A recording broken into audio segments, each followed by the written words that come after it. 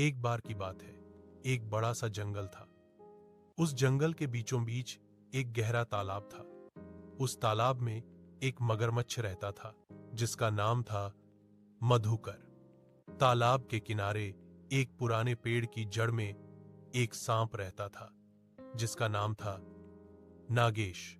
दोनों कई सालों से एक दूसरे को जानते थे, लेकिन ज्यादा बात नहीं करते थे। एक दिन तालाब का पानी बहुत कम हो गया। गर्मी इतनी बढ़ी कि मछलियां मरने लगीं और मगरमच्छ को खाने के लिए कुछ नहीं मिला। उधर सांप को भी चूहे और मेंढक मिलने बंद हो गए।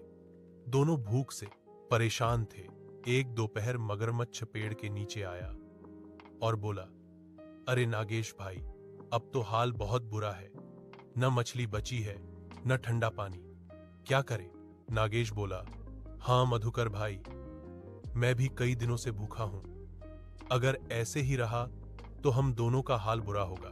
थोड़ी देर सोचने के बाद नागेश ने कहा, क्यों ना हम साथ मिलकर कुछ करें। तुम पानी में ताकतवर हो और मैं जमीन पर तेज हूं। मिलकर शिकार ढूंढते हैं। मगरमच्छ को बात पसंद आई। दोनों ने तय किया कि तालाब के पास जो जानवर पानी पीने आते हैं, उन्हें वे मिलकर पकड़ेंगे। मगरमच्छ पानी से हमला करेगा और सांप जमीन से डराएगा। योजना काम कर गई। जल्द ही उन्हें खाना मिलने लगा। मगर कुछ दिनों बाद मगरमच्छ के मन में लालच आ गया। उसने सोचा, अगर मैं नागेश को ही खा जाऊं तो मुझे कई दिनों का खाना मिल जाएगा। एक रात वह धीरे धीरे पेड़ की जड़ के पास आया और नागेश को पकड़ने की कोशिश की, मगर नागेश जाग गया। उसने फुफकार मारी और कहा, मधुकर, मैंने तुझ पर भरोसा किया था और तू मुझे ही खाना चाहता है। मगरमच्छ शर्मिंदा हुआ, लेकिन अब बहुत देर हो चुकी थी।